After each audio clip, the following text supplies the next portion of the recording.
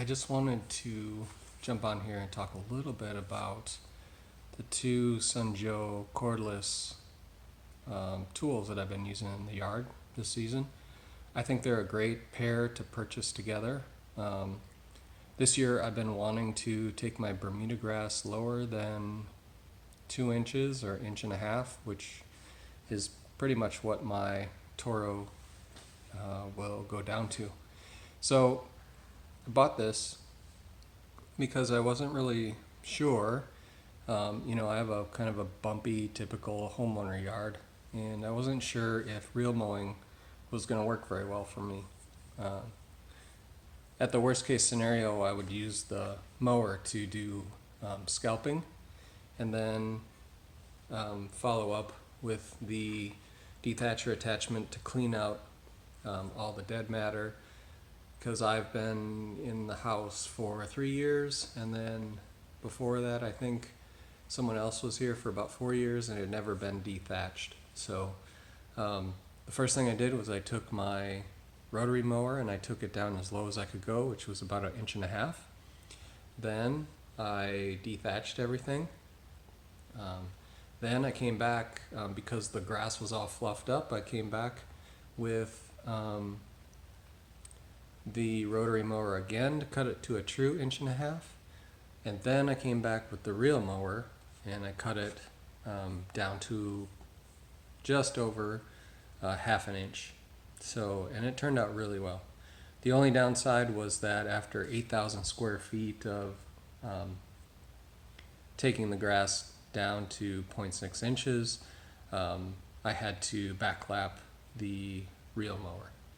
But man, I think these have been a really great purchase for someone like me who wasn't ready to commit to thousands of dollars on a reel mower, just to see if it would work for me. And the answer is yes. And I've actually done a modification already on the reel mower that makes it even better and has eliminated scalping on my lawn. So I'm going to be able to keep cutting at 1/2 inch without an issue. But let me talk about some of the pluses for these machines. Starting with the Dethatcher, the pluses for me are not having a cord, because I'm known to chew things up with the cord. The other thing I really like is the bag. The bag has a small capacity, but it worked great, and I was very happy with it. Some of the downsides on this machine are the range. It gets about 15 to 20 minutes of runtime, and then you need to recharge the batteries, which takes about 1.5 hours, 2 hours. So it's going to take some downtime unless you buy a bunch of batteries. And that's another downside right now, is that all the battery packs seem to be on back order. So that's a bummer. So moving on to the reel mower, something I really like about it is I was looking at getting a manual reel mower, but I wasn't interested so much in pushing to make the blade go around. So this one has a motor that turns the blade, so it makes it really super easy to push. And if the battery does go out, it does fall back to a traditional reel mower. The range on this is good. I can use one battery can do 8,000 square feet for me if I move quickly, and that's what's really nice. It's really maneuverable. I can move it around really quick. It's really light. Now for some of the downsides, the bag for this is not useful to me.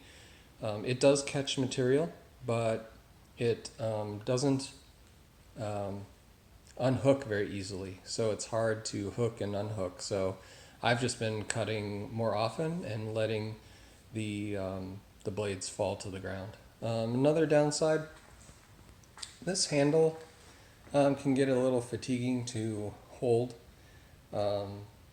when you're pushing and trying to squeeze it. It's not terrible, but I might come up with a modification that allows me just to keep it on, something just as simple as a zip tie. The only other downside was that I came across was that if the grass and the ground were higher than the sidewalk or my driveway, that the mower would scalp because the outside wheel would be at a lower position than the grass. But sneak peek down below there, I've done a pretty neat modification that I think, for me, it's changed the mower. No scalping at all anymore. I don't have to worry about edges and things like that. And I've done a little bit of taping for other people who might be interested in that. So anyway, just a quick overview. I think this has been some of the best purchases that I've made for the yard. They're inexpensive. They're probably maybe throwaway. I don't know how many seasons I'm going to get out of them. But at the cost that they are, I think they're a really good value for the money. So I hope you enjoyed this little quick synopsis on some of the purchase I've made early this spring. And till the next time, I'll see you later. Thanks. Bye.